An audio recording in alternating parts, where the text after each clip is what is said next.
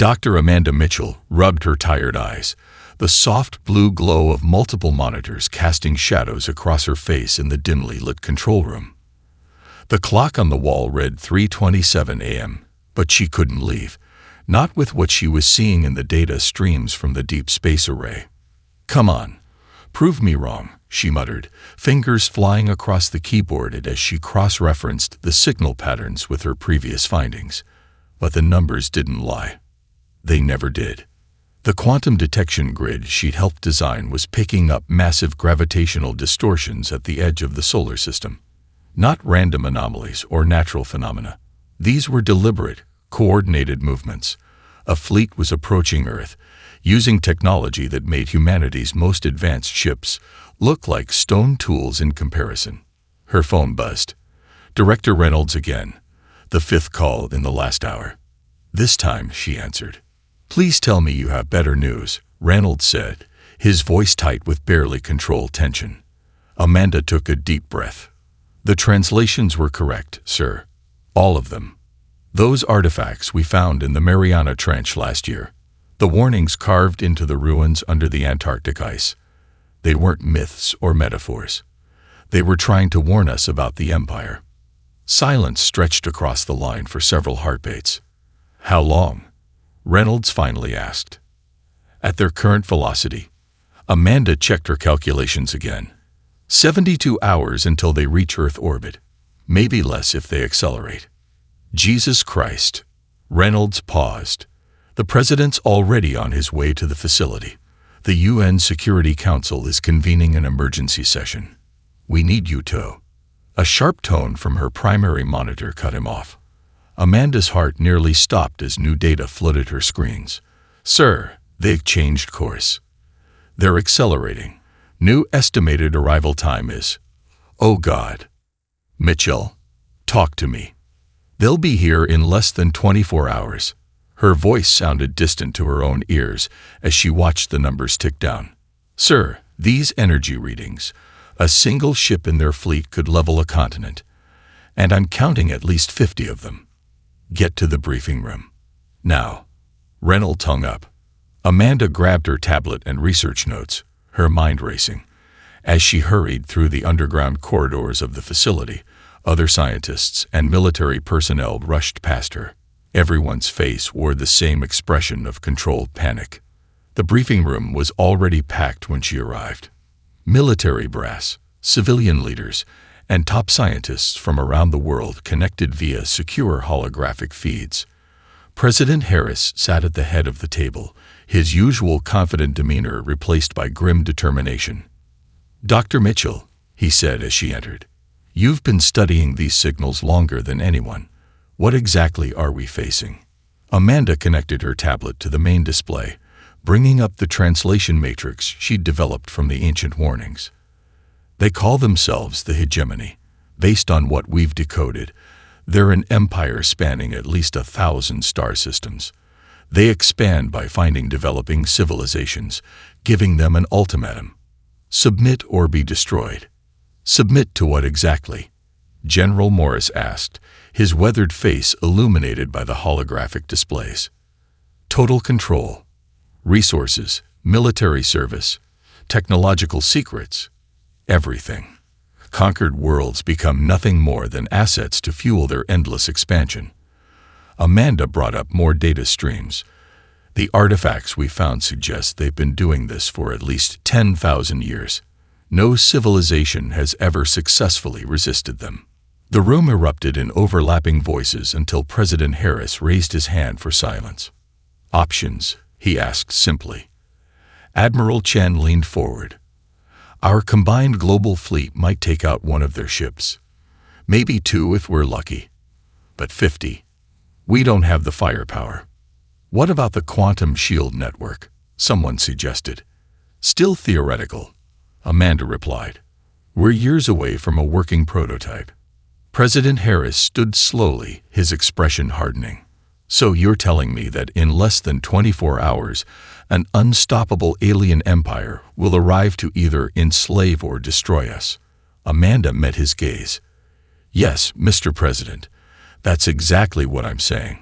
A slight smile crossed the president's face. "Then it's a good thing we've been preparing for this moment for the last 100 years. He pressed a button on the table, and suddenly every screen in the room changed to display classified files Amanda had never seen before. "Dr. Mitchell, welcome to Project Nightfall. Now, let me show you what humanity can really do when we put our minds to it." Colonel James Ghost Walker stood in the command center of Base Echo, 3 miles beneath the Nevada desert, watching as thousands of status indicators shifted from dormant to active. 15 years of waiting, training, and preparing, all for this moment. "Status report," he ordered, his voice carrying across the vast underground chamber. Major Sarah Cooper, his second in command, responded without looking up from her console. "All quantum drives are online. Combat units report ready status at 97%. The last of the Mark VI battle suits are powering up now." Walker nodded, studying the massive holographic display showing their hidden facilities across the globe.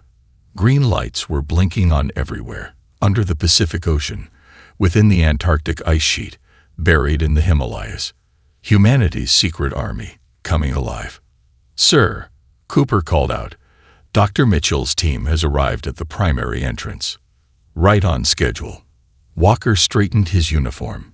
"Time to show them what we've been building down here." The blast doors slid open with a soft hiss.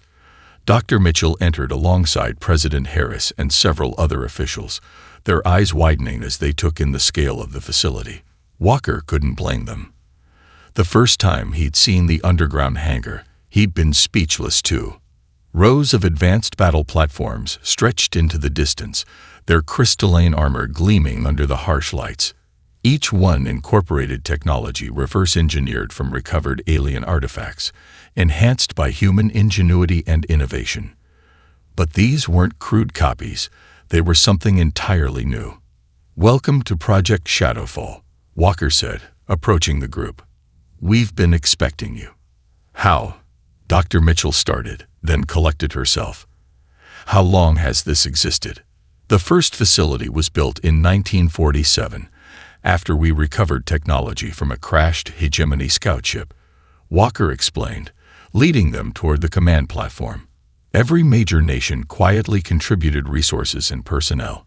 We knew they'd come eventually. The only question was when." President Harris studied the nearest battle platform. "Are they ready for combat?"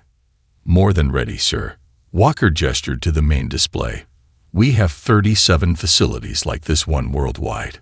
Over 10,000 enhanced combat units, each piloted by soldiers who've trained their entire careers for this fight. The Hegemony thinks they're facing a primitive species armed with chemical rockets and nuclear weapons. They have no idea what's waiting for them." Dr. Mitchell stepped closer to one of the tactical displays. "These energy readings, they're similar to the Hegemony ships, but the configuration is different." "That's because we improved their designs," Major Cooper interjected. "Their technology relies on brute force. Ours focuses on efficiency and adaptability. They're expecting shields that block attacks. Ours absorb and redirect energy. They have weapons that destroy. Ours disrupt and disable." "And the pilots?" President Harris asked. Walker's expression hardened slightly. "Volunteers. The best from every nation's military. They gave up their old lives, their identities, everything to train for this mission. Some have been down here for over a decade, running combat simulations and mastering the hybrid tech." A lieutenant rushed up to Cooper, whispering something urgently. She turned to Walker, her face grim. "Sir, the Hegemony fleet has accelerated again. New arrival time estimated at 18 hours. "Perfect," Walker said, surprising them all. "That means they're confident. Arrogant. Exactly what we wanted." He turned to President Harris. "Sir, my forces are ready.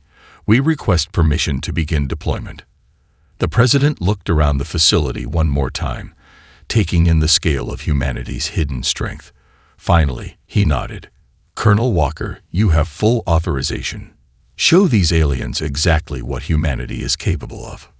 Walker smiled, the cold, precise smile of a predator. "With pleasure, sir." He turned to the command center. "All units, initiation sequence Alpha. I want every platform ready for launch in 1 hour. Today, we remind the galaxy why you should never underestimate human ingenuity." Throughout the facility, alarms began to sound. The ground rumbled as ancient machinery awakened, and in bases hidden across the planet, humanity's secret army prepared to reveal itself to an enemy that thought they were facing helpless prey.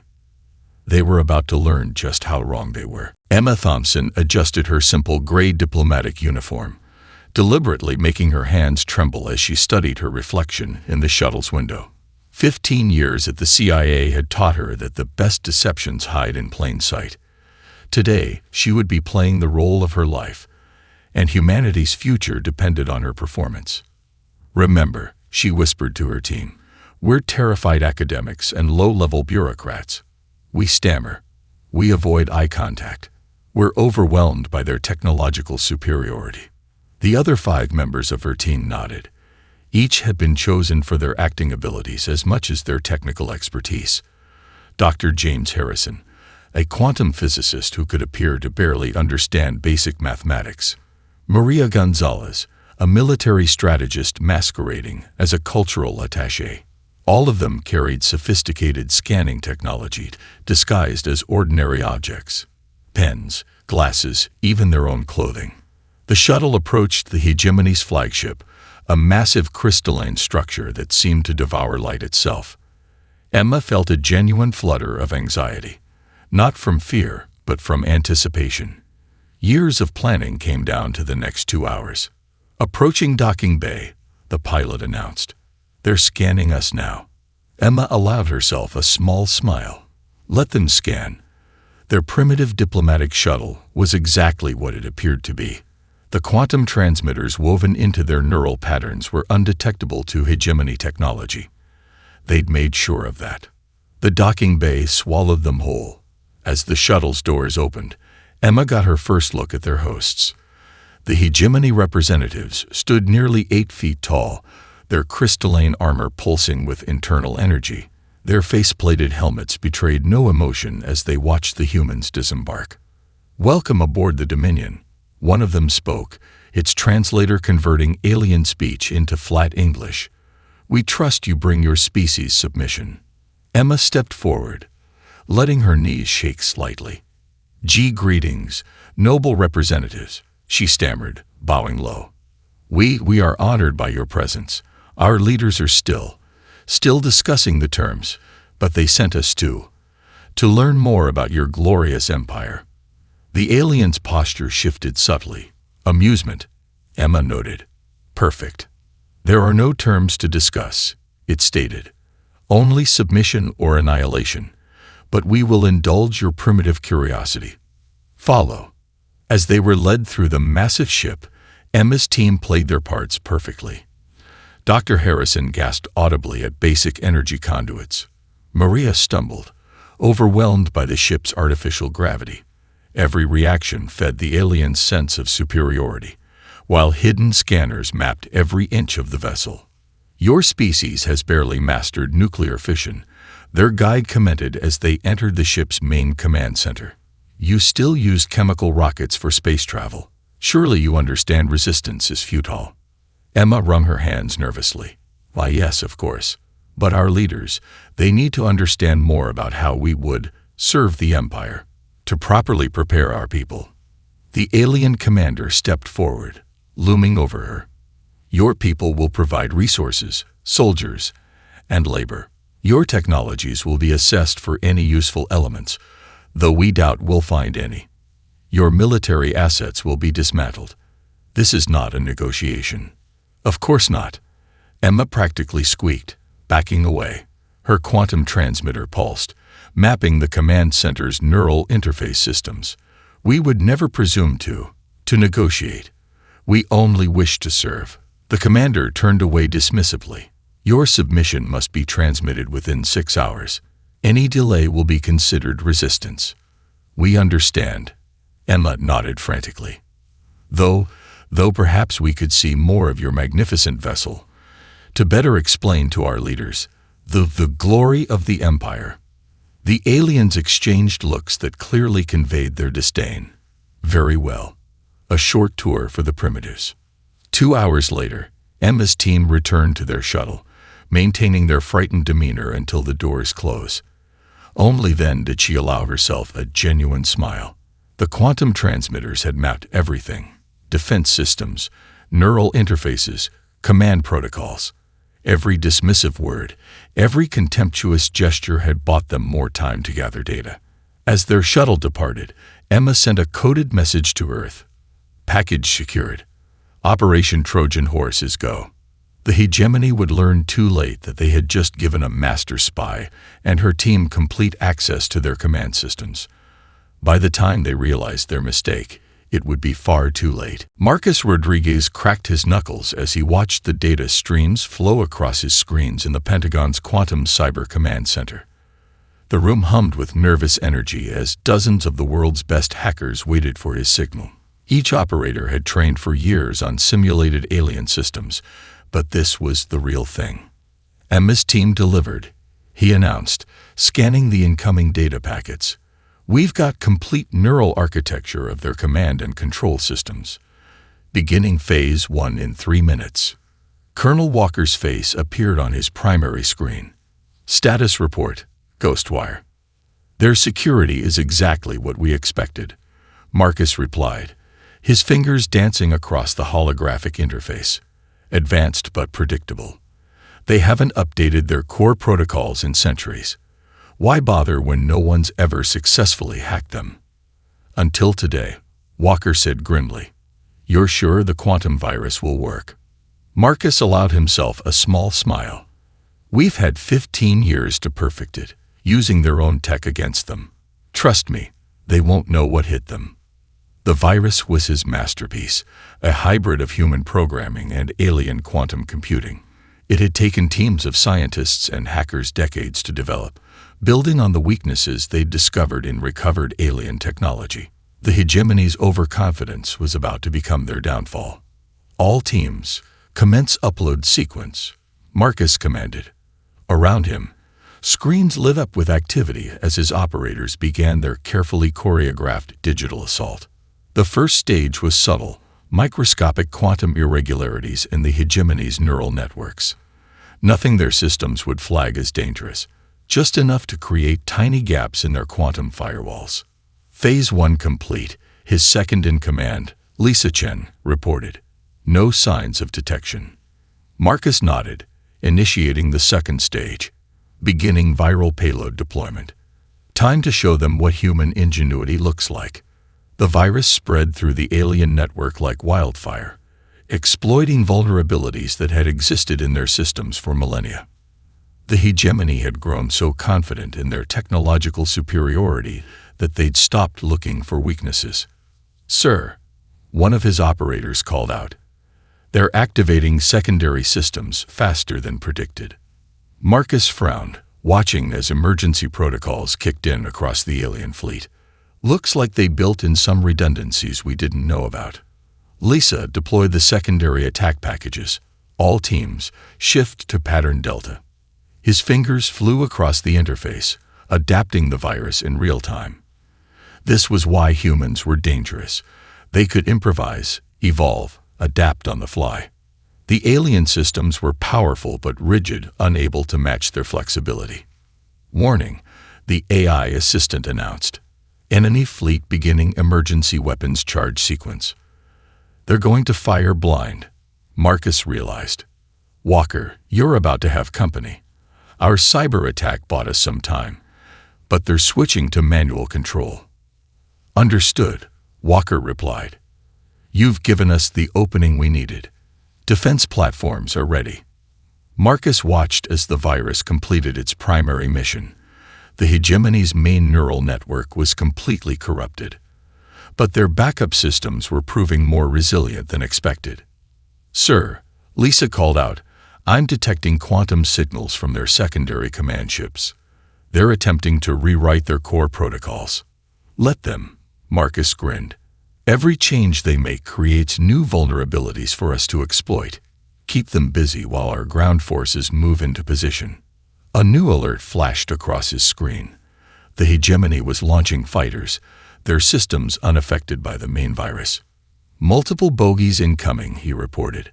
"Looks like they're not completely helpless without their neural network. Walker, you're up. Show them what those fancy new defense platforms can do." As alerts continued to flood his screens, Marcus felt a surge of pride. The hegemony thought technology was about raw power, about overwhelming force. They'd never understood that true innovation came from creativity, from finding new ways to use existing tools. "All teams, maintain pressure on their systems," he ordered. "Keep them off balance while our forces deploy.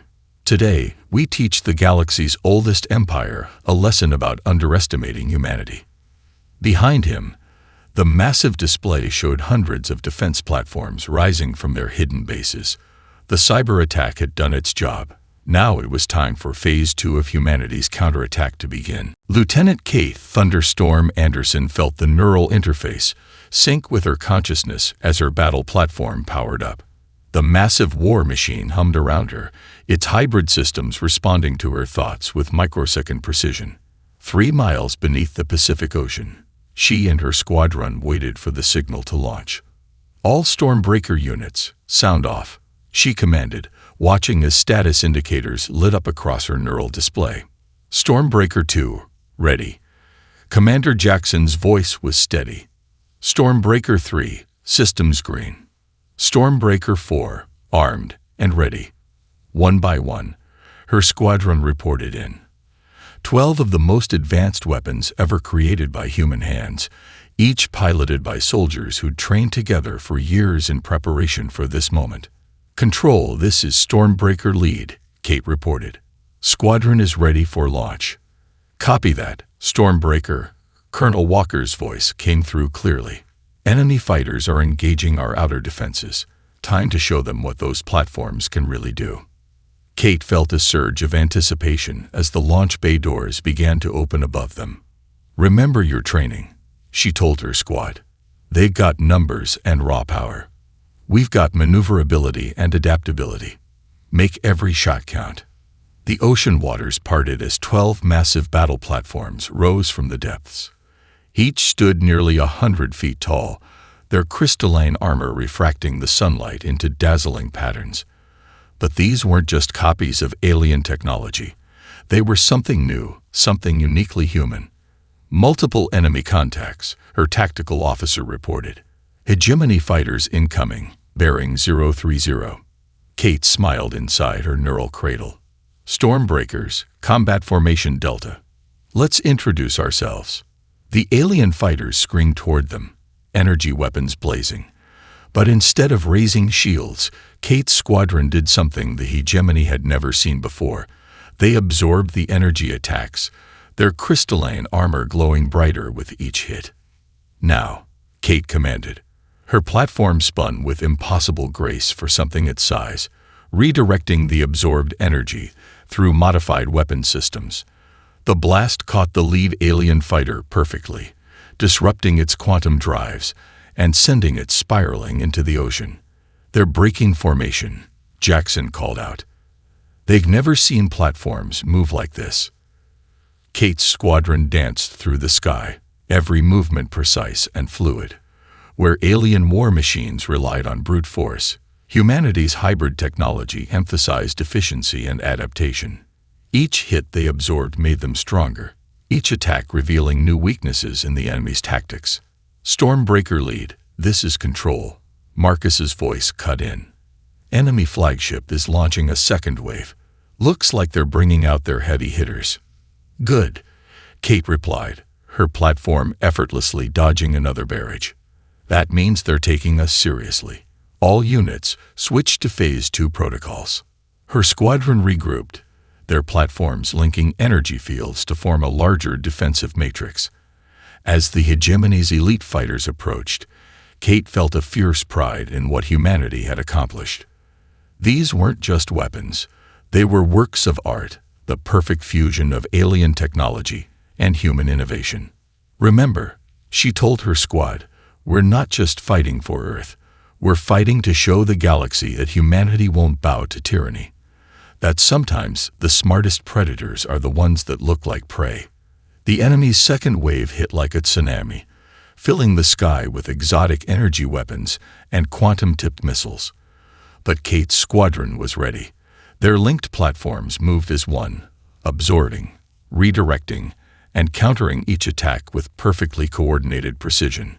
"Control, this is Stormbreaker lead," Kate reported as another enemy fighter fell to their counterattack. "Phase 2 is working. Request permission to push toward their command ships." "Granted," Walker replied. "But be careful up there. Thunderstorm. We're detecting some unusual energy readings from their flagship." Kate watched as more defense platforms rose from hidden bases around the globe, from the Arctic ice, from mountain bunkers, from desert facilities. Humanity's hidden army was finally revealing itself, and the hegemony was about to learn why you should never corner a species that had spent centuries preparing for this exact moment. "All Stormbreaker units," she commanded, her platform's systems humming with absorbed energy. "Let's show these aliens why they should have run when they had the chance." General David Iron Hand Harrison stood before the curved windows of Moon Base Alpha, watching Earth's atmosphere light up with weapons fire. The hegemony's reinforcements had arrived, 3 times the size of their original fleet.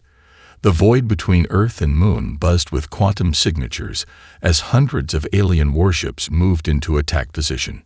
"Status report," he demanded, turning to face the command center buried deep within the lunar rock. "Shield network is operating at 93% capacity," Major Williams reported from her station. "Dr. Mitchell's modifications are working. Every hit we take charges the system further." Harrison nodded, studying the tactical hologram floating in the center of the room. Lieutenant Anderson's Stormbreaker squadron had proven the effectiveness of their hybrid technology. But this was different. The hegemony wasn't just angry now. They were furious.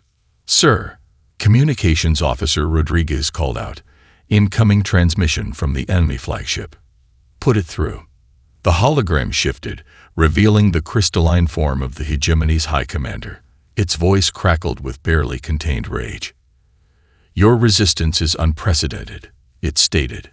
"No species has ever dared to strike back at the Empire. For this insult, your punishment will be legendary. Surrender now, and we may spare a portion of your population for study." Harrison smiled coldly. "You still don't understand what you're dealing with, do you? We're not just fighting back, we're winning." "Arrogant primitive," the alien commander snarled. "Our reinforcement fleet carries enough firepower to crack your planet's crust. Your deaths will serve as an example to all who would defy the Empire." The transmission cut off. Harrison turned to his staff. "They're about to hit us with everything they've got. Are we ready?" Dr. Mitchell stepped forward from her research station. "The quantum shield network is fully integrated. Every military installation and major population center is protected." "But sir, they weren't lying about their firepower. If the shields fail—" "They won't fail," Harrison stated firmly, "because you figured out something they never did, how to turn their own energy against them." Status of our offensive capabilities.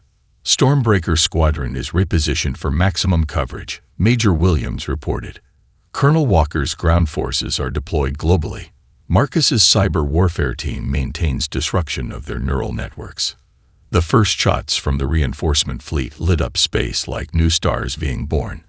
Energy weapons powerful enough to shatter continents slammed into Earth's quantum shields. The protective barrier glowed bright enough to cast shadows on the lunar surface. Shield capacity rising. Dr. Mitchell called out. 110%, 120. The network is absorbing everything they throw at us. Harrison watched as the tactical display updated. The hegemony ships fired again and again, their weapons blazing at full power. But with each shot, Earth's defenses grew stronger. The quantum shield network didn't just block their attacks, it consumed them, growing more powerful with each impact. "Sir," Major Williams reported, "enemy fleet is repositioning. They're trying to concentrate fire on suspected weak points." Let them, Harrison replied. Dr. Mitchell, how much more energy can the network absorb? She checked her readings. At current levels, we could take their maximum output for days. But sir, we don't have to just absorb it. Harrison's smile widened slightly. You mean the network is ready for offensive operations? Yes, sir. We've absorbed enough energy to power the counter-strike systems. On your command, we can turn their own firepower back against them. The general turned back to the tactical display. The hegemony fleet hung in space like a swarm of angry wasps, their weapons still firing uselessly against Earth's strengthening shields. Send word to all commands, he ordered. Operation Reversal begins in 5 minutes. Let's show these aliens what happens when you corner a species that spent generations preparing for this exact moment. As the countdown began, Harrison watched the enemy fleet continue their bombardment. They still hadn't realized that every shot they fired was just making humanity stronger. The hegemony had ruled the galaxy through fear and overwhelming force for millennia. They were about to learn that humanity had turned their greatest strength into their ultimate weakness. All forces, prepare for counterattack, he commanded. It's time to show the Empire why they should have taken their own advice. They should have fled while they had the chance. Special Agent Rachel Winters raced through the underground corridors of the Pentagon's Xenorchaeology wing, clutching a crystalline data core that pulsed with soft blue light. The battle raging in orbit had confirmed everything she'd suspected during her 15-year investigation. Dr. Mitchell, she called out, bursting into the research lab where Amanda Mitchell was coordinating with the Defense Network. You need to see this. Now, Amanda looked up from her screens, where Earth's quantum shields were practically blinding sensors with absorbed energy. What is it? Rachel placed the alien artifact on the central analysis platform. Remember those ruins we found in Antarctica? The ones with the warning messages. I finally cracked the secondary encryption layer. This wasn't just a warning. It was a message, specifically for us. The data core projected a holographic figure, a crystalline being different from the hegemony warriors. Its form was more organic, almost fluid. When it spoke, the translation matrix rendered its words with perfect clarity. To the defenders of Earth, if you are seeing this message, then our greatest hope has been realized. You have not only survived the Empire's assault, but have proven yourselves worthy of the legacy we left behind. Amanda's eyes widened. Legacy. Rachel, what is this? The Resistance, Rachel explained, her voice tight with excitement. A faction within the Empire that's been working against them for millennia. They're the ones who've been guiding us, preparing us. Every crashed ship, every discovered artifact. They were gifts deliberately left for us to find. The hologram continued. We are the Preservation, a secret movement within the Empire working to end their tyranny. For 10,000 years, we have watched countless civilizations fall to the hegemony's expansion. But in your species, we saw something different. Your adaptability, your creativity, your unwillingness to accept limitations. These were the traits we had been searching for. Colonel Walker and Emma Thompson joined them in a lab, drawn by the commotion. The hologram shifted, showing star maps and battle plans. Your world was chosen, the figure explained. We seeded your planet with carefully selected technologies, guiding your development from the shadows. Each artifact was a test, each discovery a lesson. You didn't just copy our technology, you improved it. You saw possibilities that we had never imagined. That's why their attacks aren't working. Amanda breathed. Our shield network, our hybrid weapons, we've been unknowingly building on their resistance technology all along. Rachel nodded.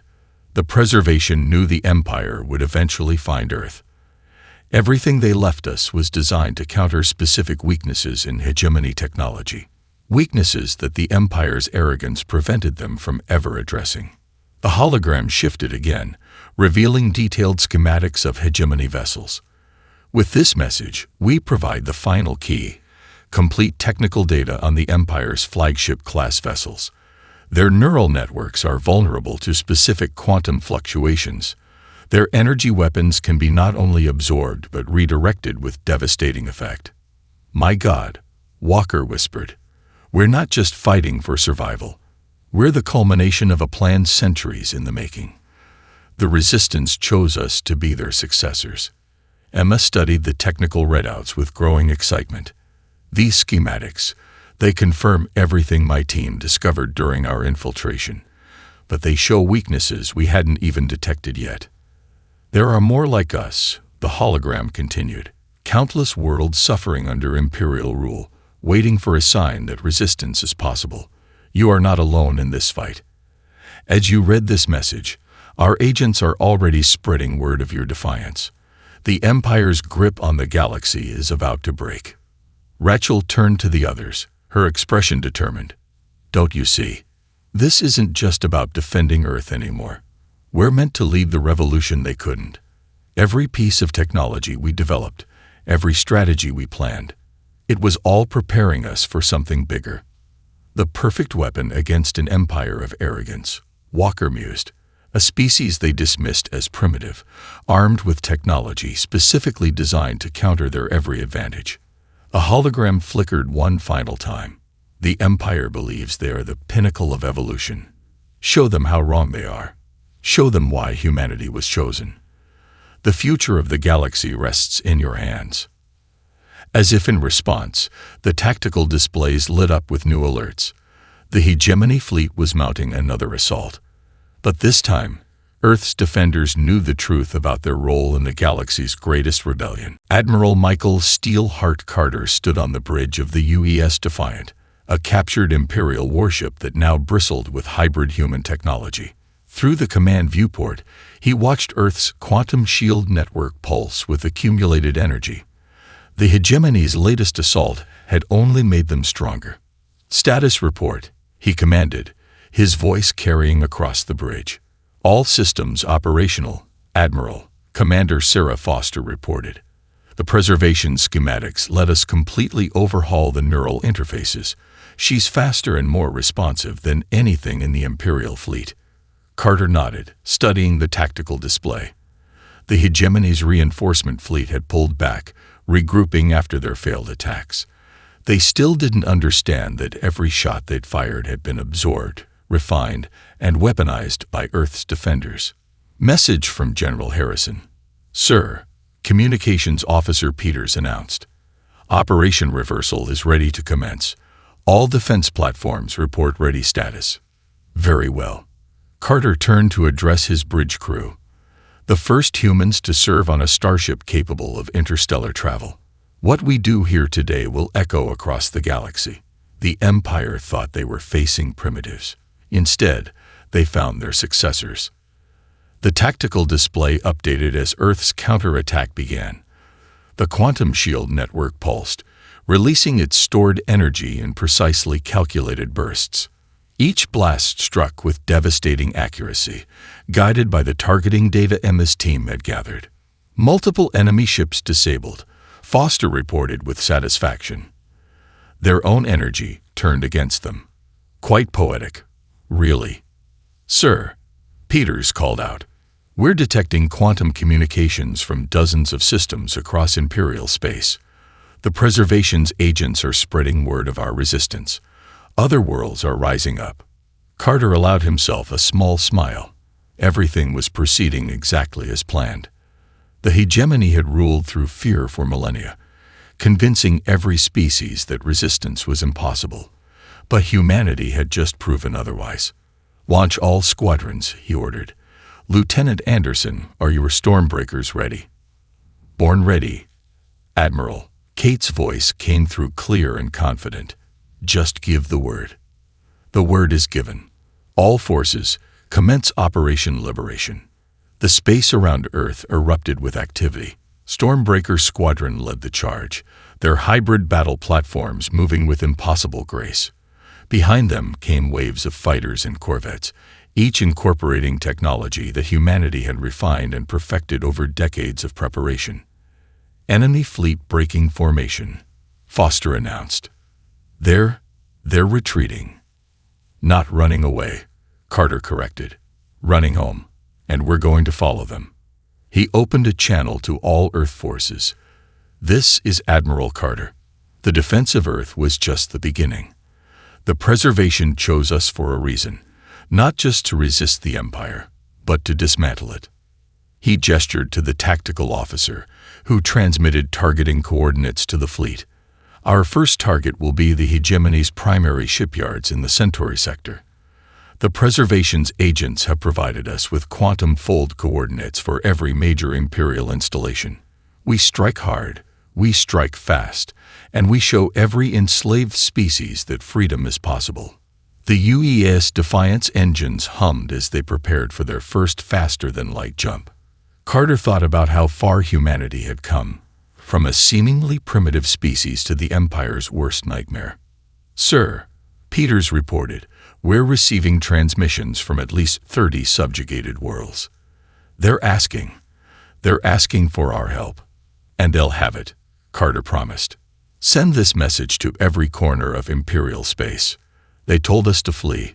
We chose to fight. Now we're coming to help you do the same. The Empire's reign of terror ends today." The quantum fold drive engaged, creating a corridor through space-time itself. As Earth receded behind them, Carter felt the weight of history on his shoulders. Humanity had been chosen, tested, and prepared for this moment. They had proven themselves not just worthy survivors, but worthy liberators. "All ships, prepare for quantum fold," he commanded. "Today we show the galaxy why you should never underestimate humanity's potential. The Empire wanted us to flee. Instead, we'll teach them the true meaning of fear." The UES Defiant leaped into quantum space, leading humanity's first interstellar armada. Behind them, Earth stood undefeated, its defenses stronger than ever. Ahead lay a galaxy waiting to be freed. The war for Earth was over. The revolution had begun.